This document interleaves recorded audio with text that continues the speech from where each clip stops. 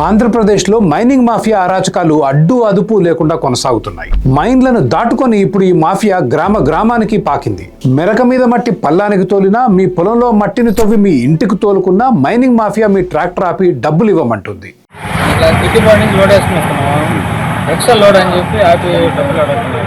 ఎవరు అడిగేది? డబ్బులు అడుగుతున్నారు. ఎందుకు ఇవ్వాలి అంటే మాకు రాయల్టీ వసూలు కాంట్రాక్ట్ ఉందంటారు. ఇంకా గట్టిగా మాట్లాడితే ఎమ్మెల్యేని అడుక్కో అంటారు, బెదిరిస్తారు.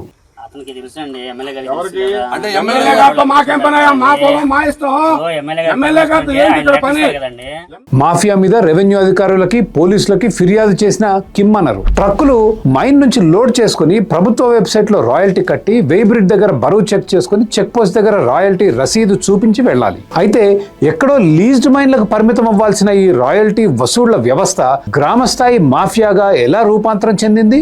మెరక నుంచి పల్లంకి మట్టి తోలుకున్న డబ్బులు వసూలు చేసే దశకి ఈ మాఫియా ఎట్లా ఎదిగింది? పొలంలో ఒక మెరక నుంచి పల్లంలోకి మట్టి మార్చుకుంటున్నాడు, అంటే మెరక ఉన్న మడిని పల్లం చేసుకుంటున్నాడు. వాళ్ళ దగ్గరికి వెళ్లి నాకు ట్రాక్టర్ కి 360 రూపాయలు మట్టికి డబ్బులు కట్టాలి ఈ ఏఎంఆర్ సంస్థకి. రాష్ట్రంలో ఈ మాఫియా బారిన పడని ట్రాక్టర్ లారీ యజమాని ఉండడు. ఈ వసూళ్లు చట్ట విరుద్ధమని మొత్తం అధికార యంత్రాంగానికి తెలుసు. ఇల్లీగల్ గా వసూలు చేయడానికి అవకాశాలు లేవు. ఆన్లైన్ పర్మిట్స్ ని వెరిఫై చేసుకోవడం. ఏఎంఆర్ బౌన్సర్ బండి ఆపితే అమాయక ప్రజలు నిజమేనేమో డబ్బులు కట్టాలేమో అనుకుని ప్రభుత్వ రసీదు చూపించు అని డిమాండ్ చేస్తారు. కానీ కడతామని అనట్లేదు, కడతాం, కాకపోతే అంతా ఒరిజినల్ బిల్ ఇవ్వాలి మాకు. అసలు డబ్బు కట్టాల్సిన అవసరమే లేదన్న వాస్తవం వాళ్ళకి తెలియదు. ఎన్ని ఫిర్యాదులు చేసినా చర్యలుండవు. ఎందుకంటే రాష్ట్ర స్థాయి నాయకుల నుంచి నియోజకవర్గ స్థాయి వరకు అందరూ ఇందులో భాగస్వాములే. ఎమ్మెల్యేలు, రెవెన్యూ, మైనింగ్, పోలీస్ డిపార్ట్మెంట్లు అందరికీ ఇందులో వాటా ఉంటుంది. ఏఎంఆర్ సంస్థ సార్, ఆ సంస్థ అయితే ఈ వీడియోలో 6 భాగాలు ఉన్నాయి. మొదటిది జగన్ మైనింగ్ కంపెనీలు, 2 జగన్ మైనింగ్ కంపెనీలు లోకేష్ మైనింగ్ కంపెనీలు ఎలా అయ్యాయి, 3 క్యాష్ దందా, 4 గ్రామంలో మైనింగ్ మాఫియా, 5 ఈ సమస్యకు పరిష్కారం, 6 క్యాపిటలిజంలో మైనింగ్ ఎలా ఉంటుంది.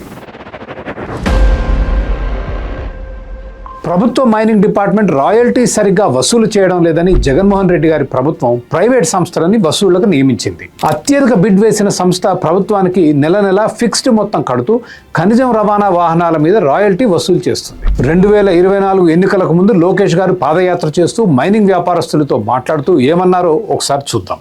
రాయల్టీ కలెక్షన్ కూడా జగన్ మైనింగ్ కంపెనీకి అప్పగించేశారు. చాలా విచిత్రం. జనరల్ గా ఏ వ్యవస్థలో అయినా ఏ ప్రభుత్వంలో అయినా చెక్స్ అండ్ బ్యాలెన్సెస్ అనేది ఉంటాయి. అలాంటిది రాయల్టీ కలెక్షన్ కూడా ప్రైవేటీకరణ చేశాడు. వాళ్ళు మనం ఎక్కుతాయా అని ప్రైవేట్ వాళ్ళు చెప్తే మనం అంతే రాయల్టీ కట్టాలి. వాళ్ళు మనం బండ్లు పట్టుకుంటే కప్పం కట్టాలి. అంటే ఇంకా పోలీస్ వ్యవస్థ లేదు. అసలు మైనింగ్ డిపార్ట్మెంట్ ఎందుకుందో నాకు అర్థం అట్లా. ఇంకా మైనింగ్ ఏం పాత్ర ఉందండి డిపార్ట్మెంట్ కి? డిఎంసీ వీళ్ళందరికీ ఏం పని? ఇంకా ఏం లేదు. ఎంత అన్యాయం. రాయల్టీ కలెక్షన్ ప్రైవేటీకరణ అనేది చాలా ఆశ్చర్యం. రాయల్టీ కలెక్షన్ కూడా జగన్ మైనింగ్ కంపెనీకి అప్పజెప్పడం అన్యాయం అన్నారు లోకేష్. పోలీస్ వ్యవస్థ, మైనింగ్ డిపార్ట్మెంట్ ఇంకెందుకు అన్నారు. ముఖ్యమంత్రి జగన్ తన వాటా ఎంతో అని చూసుకున్నారే కానీ పాపం 30 లక్షల మంది ఉపాధి కోల్పోతున్నారన్న ఆలోచన చేయలేదన్నారు లోకేష్. అంటే ఆయన వాటా ఎంత అనే తప్ప పాపం ఈ ఇండస్ట్రీ పైన 30 లక్షల మంది ఉద్యోగాలు, ఉపాధి కోల్పోతున్నారే అని ఒక్కసారి కూడా ఆలోచించాలి. ప్రభుత్వాలు మారొచ్చు కానీ వ్యవస్థ శాశ్వతం. వ్యవస్థలనే భూస్థాపితం చేశారు జగన్. ప్రభుత్వాలు మారచ్చు కానీ వ్యవస్థ శాశ్వతం. వ్యవస్థలనే భూస్థాపితం చేశారు జగన్. విన్నారుగా, జగన్ మైనింగ్ కంపెనీల కోసం చట్టాలే మార్చేశారన్నారు. కానీ వీళ్ళ అధికారులకు వచ్చిన తర్వాత వాళ్ళ కోసం ఏకంగా జగన్ మైనింగ్ కార్పొరేషన్ కోసం చట్టాలే మార్చేశారు. వైట్ పేపర్ ఇస్తాను, మీరు రాయండి ఎలాంటి పాలసీ కావాలో అని ప్రగల్భాలు పలికారు. అధికారంలోకి రాగానే మొట్టమొదట పాత విధానాలు తీసుకొస్తానన్నారు. మీకు ఇప్పుడు వైట్ పేపర్ ఇచ్చేసి వెళ్తా, మీరు రాసి చెప్పండి. నేను చాలా సీరియస్ గా చెప్తున్నా. మీకు ఎలాంటి పాలసీ ఇస్తే మీరు ఇంతమందికి ఉద్యోగాలు కల్పించగలుగుతారు అనేది మీరు చాలా స్పష్టంగా ఇవ్వండి. సో అందుకే చెప్పా, first what we will do is immediate గా చేయగలిగింది మాకు తెలిసింది పాత విధానం తీసుకొస్తాం. ఎన్నికలు అయిపోయాయి. 164 సీట్లతో కూటమి గెలిచింది. జగన్ మైనింగ్ వ్యవస్థని మరి లోకేష్ గారు రోల్ బ్యాక్ చేశారా? ఒకసారి చూద్దాం రండి. ఇక ఇక్కడి నుంచి నేను చెప్పే కథనం పూర్తయ్యే వరకు మీరు ముక్కు మీద వేలేసుకొని చూడాల్సిందే. 164 సీట్లు గెలిచిన తర్వాత లోకేష్ గతం మర్చిపోయారు. రాయల్టీ కలెక్షన్ ప్రైవేట్ కంపెనీలకే అప్పజెప్పారు. యువగళంలో వసూళ్లు చేస్తున్న కంపెనీలను జగన్ మైనింగ్ కంపెనీలు అన్నారు, గుర్తుందా? ఆ కంపెనీలకే మళ్లీ రాయల్టీ వసూలు పని కట్టబెట్టారు. జూలై 26, 2025న లోకేష్ గారి కూటమి ప్రభుత్వం కృష్ణా, కర్నూలు, పశ్చిమ గోదావరి, ప్రకాశం, విశాఖపట్నం, నెల్లూరు జిల్లాల రాయల్టీ వసూళ్ల టెండర్లు విడుదల చేసింది. గతంలో అంటే జగన్ అవినీతి ప్రభుత్వం, మరి ఇప్పుడు మన మంచి ప్రభుత్వం అధికారంలో ఉంది. టెండర్ ప్రక్రియ ఎంత పారదర్శకంగా జరిగిందో చూసి మురిసిపోవాల్సిందే. బిడ్డింగ్ లో 2 అంటే 2 కంపెనీలు అర్హత సంపాదించాయని టైమ్స్ రాసింది. ఆ 2 కంపెనీలు లోకేష్ గారు గతంలో చెప్పిన జగన్ మైనింగ్ కంపెనీలే. ఒక్కసారి వాళ్ళు వేసిన బిడ్లు చూస్తే విస్తుపోవాల్సిందే. 236, 236, ఆ తర్వాత 4, 337, 337, ఆ తర్వాత 2, 432, 432, ఆ తర్వాత 6, 341, 341, ఆ తర్వాత 7. ఏంటి ప్రతి బిడ్డులోనూ నెంబర్లు రిపీట్ అయ్యాయని ఆలోచనలో పడ్డారా? రండి మీ అనుమానం నివృత్తి చేస్తాను. విశాఖపట్నం జిల్లా రాయల్టీ వసూళ్లకు ప్రభుత్వం విధించిన రిజర్వ్ ధర 432 కోట్లు. ఎవరు బిడ్ వేసినా కనీసం 0.1% అదనంగా వేయాలి. అంటే 432 కోట్ల 43,20,000. ఇది మినిమం బిడ్. ఆ చివరి అంకె చూసారా? అది ప్రభుత్వం విధించిన మినిమం ధరకి అదనంగా వేసిన బిడ్. ఏఎంఆర్ సంస్థ కృష్ణా జిల్లాలో 4 రూపాయలు, వైజాగ్ లో 6 రూపాయలు, నెల్లూరులో 7 రూపాయలు అదనంగా వేస్తే కర్నూలులో సుధాకర్ ఇన్ఫ్రా 2 రూపాయలు అదనంగా వేసింది. ప్రభుత్వ పెద్దలు అప్పటికే రిజర్వ్ ప్రైస్ బాగా తగ్గించారు. 300-400 కోట్ల రూపాయల కాంట్రాక్ట్ల మీద ఈ 2 రూపాయలు, 4 రూపాయలు, 6 రూపాయల బిడ్లు వేసే ధైర్యం ఎట్లా వచ్చింది జగన్ మైనింగ్ కంపెనీలకి? ఆ ధైర్యం జగన్ మైనింగ్ కంపెనీలు లోకేష్ మైనింగ్ కంపెనీలు అయ్యాయి కాబట్టి వచ్చింది. ఎవరికి పోటీ చేసే దమ్ము లేదనే అహంకారంతో వేసిన బిడ్లు ఇవి. ఈ 2-3 రూపాయల బిడ్లు ఎవరన్నా చూస్తే బాగుండదన్న భయం, బిడియం కూడా లేవు. అందుకే ఈ కక్కుర్తి బిడ్లు వేశారు. కృష్ణా, గోదావరి, ప్రకాశం, విశాఖపట్నం, నెల్లూరు జిల్లాలలో ఏఎంఆర్ అనే కంపెనీకి అన్ని రకాల ఖనిజాలు, కంకర, గ్రానైట్, గ్రావెల్ వంటి ముడి సరుకు మీద రాయల్టీ వసూలు చేసే బాధ్యత అప్పచెప్పింది ప్రభుత్వం. అందులో భాగంగా seigniorage, DMF, merit, GST, income tax వంటి పన్నులు వసూలు చేయాలి. ఆ పన్ను వసూళ్లని ఈ కంపెనీ క్యాష్ వసూళ్ల వ్యాపారంగా మార్చేసింది. క్యాష్ తీసుకుంటే పన్నులు కట్టాల్సిన పని లేదు, మొత్తం మన జేబుల్లోకి వెళ్ళిపోతాయి. కాబట్టి అధికారికంగా కొంత వసూలు చేసి మిగిలిన మొత్తం దొంగ వసూలు చేస్తుంది ఏఎంఆర్. ఇందుకు ఒక ప్రత్యామ్నాయ క్యూఆర్ కోడ్ వ్యవస్థను నిర్మించింది. మైన్ దగ్గర లారీ బయలుదేరినప్పుడు డబ్బు కట్టించుకుని ఒక కాగితం ముక్క మీద అనధికారిక క్యూఆర్ కోడ్ ఇస్తారు. ఇది ప్రభుత్వ సిస్టంలో కాకుండా ఏఎంఆర్ కంప్యూటర్లో ఉంటుంది. ఆ కాగితం ముక్క చూపిస్తేనే ఏఎంఆర్ చెక్ పోస్టులు లారీలను వెళ్లనిస్తాయి. ఏంటి ఇంత ధైర్యంగా ఇంత పెద్ద అభియోగం ఎట్లా మోపానని ఆశ్చర్యపోతున్నారా? కాకపోతే ఈ విషయం చెప్పింది నేను కాదు, ప్రభుత్వమే దీన్ని బట్టబయలు చేసింది. ఆ వింత కూడా చూసి తరించండి. అనకాపల్లి జిల్లా మైన్స్ అండ్ జియాలజీ జిల్లా అధికారి 15 మే 2026న ఏఎంఆర్ కంపెనీకి చెందిన సంపతిపురం చెక్ పోస్ట్ తనిఖీ చేశారు. అక్కడ చాలా వాహనాలు ఆగి కనిపించాయి. వాహనాల డ్రైవర్లతో మాట్లాడితే తమకు ప్రభుత్వం జారీ చేసిన OMEPS పర్మిట్లు ఇవ్వలేదని, అనధికారిక క్యూఆర్ కోడ్ కాగితాలు ఇచ్చారని చెప్పారు. ఆ చెక్ పోస్ట్ లో ఉన్న పుస్తకాలు తనిఖీ చేస్తే ఫేక్ పర్మిట్ వివరాలు ఉన్నాయి. ఇల్లీగల్ దందాకు సంబంధించిన అన్ని వివరాలు చక్కగా రాసి పెట్టారు. ఏం మెటీరియల్, ఎంత క్వాంటిటీ, ఎక్కడికి వెళ్తుంది, వసూలు చేసిన డబ్బు వివరాలు అన్ని నీట్ గా రాసున్నాయి. సెన్యూరేజ్ ఫీ, డిఎంఎఫ్, మెరిట్ ఇంకా ఇతర ప్రభుత్వ పన్నుల వసూలు సరిగ్గా చేయడం లేదన్నారు. మైన్స్ డిపార్ట్మెంట్ అధికారిక వెబ్సైట్ ఉపయోగించకుండా ఇంకొక అనధికారిక వెబ్సైట్ ద్వారా వసూళ్లు చేస్తున్నారన్నారు. ఆ చెక్ పోస్ట్ దగ్గర ఉన్న డ్రైవర్లు కూడా క్యాష్ తీసుకుని అనధికారిక పర్మిట్లను జారీ చేస్తున్న విషయాన్ని ధృవీకరించారు.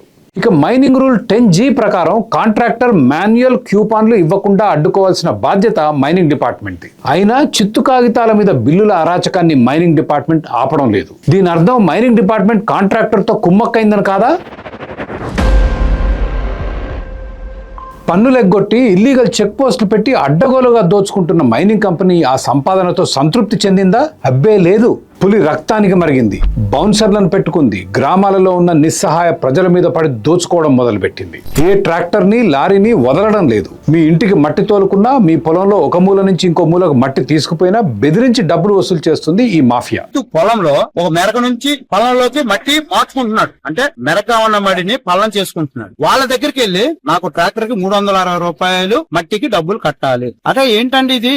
ఎక్కడా లేదు కదండి. ప్రపంచం యావత్ మన ఆంధ్రాలో కాదు, మన ఇండియా, మన భారతదేశం కాదు, ఎక్కడ ప్రపంచంలో లేదు కదండి. చెత్తగా మహానుభావుడు జగన్ చెత్తగా పన్ను వేస్తే ఈయన రైతు దాంట్లోకి మట్టి షిఫ్ట్ చేసుకుంటుంటే ఈయనకి పన్ను కట్టాలంటే ఈ ఏఎంఆర్ సంస్థకి. నా సంగతి చూస్తారంటండి. ఏఎంఆర్ సంస్థ యజమాని నా సంగతి ఆయన చూస్తాడంటండి. అసలు ఏఎంఆర్ సంస్థకి ఈ విధంగా రైతుల పొలాల మీద పడి డబ్బులు వసూలు చేసే అధికారం ఉందా? ముమ్మాటికి లేదు. ఏఎంఆర్ గెలిచిన టెండర్ డాక్యుమెంట్ లోని 11.4 సెక్షన్ లోని 4వ పాయింట్ ఒకసారి చదవండి. కాంట్రాక్టర్ అంటే AMR company quarry lease permit లేని వాళ్ళ జోలికి పోవద్దు అని చాలా స్పష్టంగా ఉంది. వసూళ్లు ప్రభుత్వ వెబ్సైట్ ద్వారా మాత్రమే చేయాలి. మరి రైతుల పొలాలు క్వారీ లీజ్ ఎట్లా అయ్యాయి? ఇదే టెండర్ లోని 11.4 సెక్షన్ లోని 2వ పాయింట్ ప్రకారం రాయల్టీ కేవలం ముడి సరుకు మీదే తీసుకోవాలి. పోలీసు సైరన్ పెట్టుకుని ఫినిష్డ్ మెటీరియల్స్ అయిన గ్రానైట్ టైల్స్ బండి ఆపి ఈ మాఫియా ఎట్లా దోపిడీ చేస్తుందో చూడండి. ఫినిష్డ్ గూడ్స్ ఆపమని మిమ్మల్ని మీకు ఎక్కడ ఉంది? రైట్స్ ఉన్నాయి మాకు. ఫినిష్డ్ గూడ్స్ ఆపమని రైట్స్ ఉన్నాయా? అవును ఉన్నాయి. ఏ జీవో? అర్థం కాల. ఏ జీవో ప్రకారం మీరు ఫినిష్డ్ గూడ్స్ ఆపుతున్నారు అని అడుగుతున్నాను. ఏ జీవో ప్రకారం? మా దగ్గర జీవో ఉంది కాబట్టి మేము ఆపుతున్నాం. ఏం పేరు నీ పేరు? రవి అండి నా పేరు. రవినా? ఈ లోడ్లు తీసుకెళ్తూ వీటిని సీజ్ చేస్తున్నారు కానీ రాళ్ళని సీజ్ చేసుకుంటున్నారు ఏఎంఆర్ వాళ్ళు కానీ. పోలీసుల వాళ్ళతో ఏ మాత్రం భయపడ సైరన్ అధికారం ఎవరు ఇచ్చారు మీకు? నీకు పబ్లిక్ ప్లేస్ లో సైరన్ ఏమంది ఎవరు చెప్పు? మీకు సైరన్ పర్మిషన్ ఉందా? అక్కడే ఉన్న పోలీసులకు చీమ కుట్టినట్లు కూడా లేదు. గమనించారా?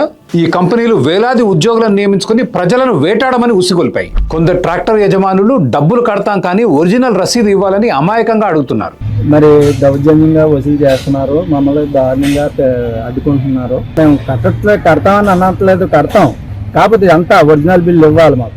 మాఫియాని రసీదులు అడగటం ఒక ప్రపంచ వింత. నెల్లూరు జిల్లాలో ఏఎంఆర్ ఎంత దర్జాగా రోడ్ల మీద ట్రాక్టర్లు ఆపి డబ్బులు వసూలు చేస్తుందో చూడండి.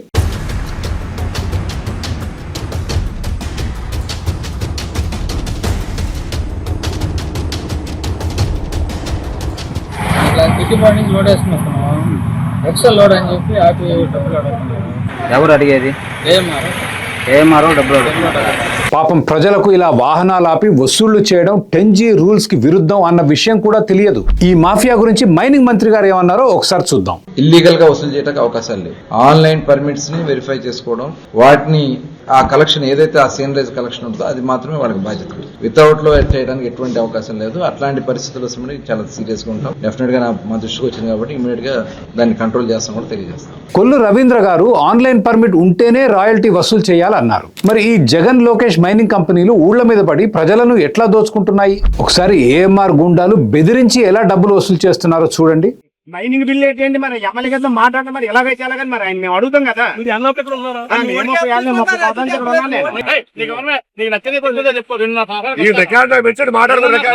నువ్వేం చేసుకుంటే చేసుకో, నువ్వేం చేసుకుంటే చేసుకో అని చెప్పేసి ఈయన మాట్లాడే రికార్డింగ్ ఉంది. నేను ఇక తోపు అంటే నువ్వు ఎవడో తోపాడా? నువ్వు చూడడం నియోజకవర్గంలో రామకత్వం నువ్వు ఎవరికి తోపు? ఎవరికి? నువ్వు వ్యాపారానికి వచ్చావా, దందాకి వచ్చావా?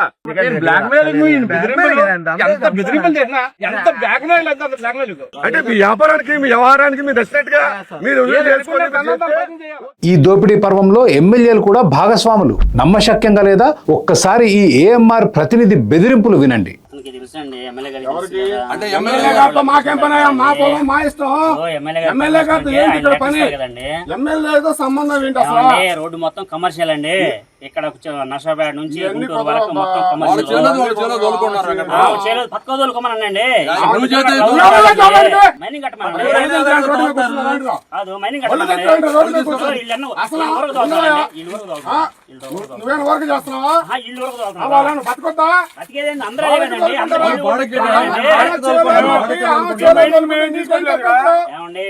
నీకేంటి బండి ఎందుకు కట్టాలి? నీకు ఎందుకు కట్టాలి అసలు? నీకు డబ్బులు ఆమె చేలో మట్టి ఆమె తోలుకుంటుంది.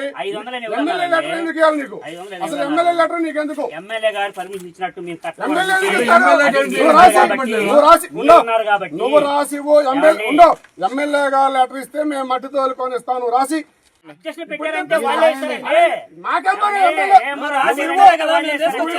రైట్ ఏంటి?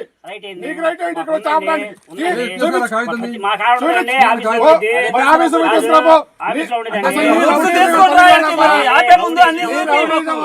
సత్యం గారు ఉన్నారు అంటే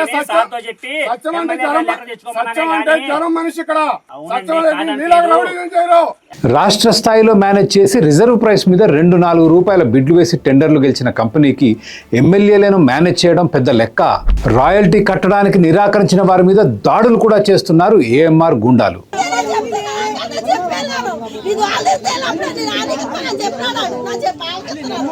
ఆనికి చెప్తారా డబ్బులు లేవని చెప్పినాడు వాడనా. ఎందుకు ఎట్లా కొట్టాడు నా ఇంట్లోకి వచ్చి ఎందుకు కొట్టాడు ఇంట్లో అనుకోండి చేసి అనుకోను. నా కొడుకు ఎందుకు కొట్టాడు నా కొడుకు ఎందుకు చేస్తాడు నా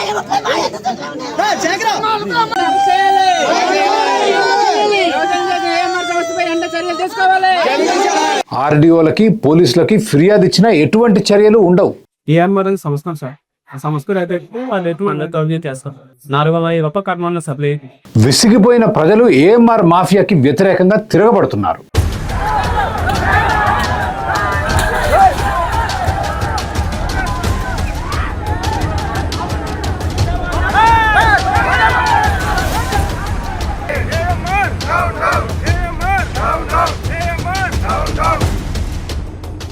పట్టపగలు ఇట్లా తెగబడి ప్రజలను దోచుకున్నా, ప్రజలు తిరగబడుతున్నా, అవినీతిలో కూరుకుపోయిన ప్రభుత్వం మాత్రం నిమ్మకు నీరెత్తినట్లుంది. ఈ దుర్మార్గాన్ని రిపోర్ట్ చేసిన మీడియా సంస్థల నోరు మూపిస్తోంది. బర్డ్ మీడియా, విజిల్, రాజనీతి, గుండుసూది వంటి వాళ్ళు ఈ అరాచకం మీద చేసిన కథనాలను తీసేయించారు ప్రభుత్వ పెద్దలు. ఏఎంఆర్ ఆగడాల నుంచి రాష్ట్ర ప్రజలను కాపాడటానికి కొన్ని సూచనలు. మొదటిది, ఈ ప్రభుత్వానికి ఏమాత్రం చిత్తశుద్ధి ఉన్నా జగన్, లోకేష్ మైనింగ్ కంపెనీలను కట్టడి చేయాలి. ఊళ్ల మీద పడి దోచుకుంటున్న ఏఎంఆర్ గుండాలను వెంటనే అరెస్ట్ చేయాలి. అన్ని చెక్ పోస్టులను వెంటనే తొలగించాలి. కేవలం లీజ్ మైన్ల దగ్గరే ఈ చెక్ పోస్టులు ఉండాలి. గ్రామాల్లో, టౌన్లలో ప్రజలు ఏఎంఆర్ చేస్తున్న దోపిడీని అడ్డుకోవాలి. డబ్బులు ఇవ్వడానికి నిరాకరించాలి. మీకు తోడుగా పోరాడటానికి మేము ఎల్లప్పుడూ సిద్ధం. ఏఎంఆర్ మనుషులు లీజ్ మైన్ల దగ్గర కాకుండా ఎక్కడైనా మీ వాహనం ఆపితే మైనింగ్ రూల్స్ 10G ప్రకారం వాళ్లకు డబ్బులు వసూలు చేసే హక్కు లేదని చెప్పండి. వాళ్ళ అరాచకాలు ఆగకపోతే మాకు ఫోన్ చేయండి. మీ దగ్గరకు వస్తాం, మీకు అండగా పోరాడతాం.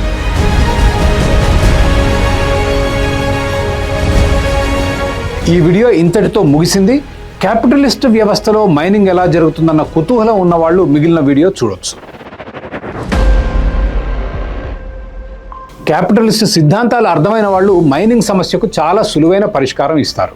భూమి యజమాని ఎవరైతే వాళ్ళదే మైన్. దాని మీద సర్వ హక్కులు ఆ యజమానివే. ప్రభుత్వానికి ఆ మైన్ మీద ఎటువంటి అధికారాలు ఉండవు. ఇక పన్నుల విషయానికి వస్తే అందరిలాగానే అమ్మిన ఖనిజాల మీద GST కడతారు. వచ్చిన ఆదాయం మీద ఆదాయ పన్ను కడతారు. Case closed. ఒకవేళ మైన్ ప్రభుత్వ భూమిలో ఉంటే పారదర్శకంగా వేలం వేసి మైన్ అత్యధిక ధర చెల్లించిన వాళ్లకు పూర్తి హక్కులతో అమ్మేయాలి. మరి మైన్ వలన జరిగే పర్యావరణ నష్టం సంగతి ఏంటి? ఒక స్వతంత్ర సంస్థ కానీ, న్యాయస్థానం ద్వారా కానీ ఆ మైన్ వలన జరిగే నష్టానికి విలువ కట్టాలి.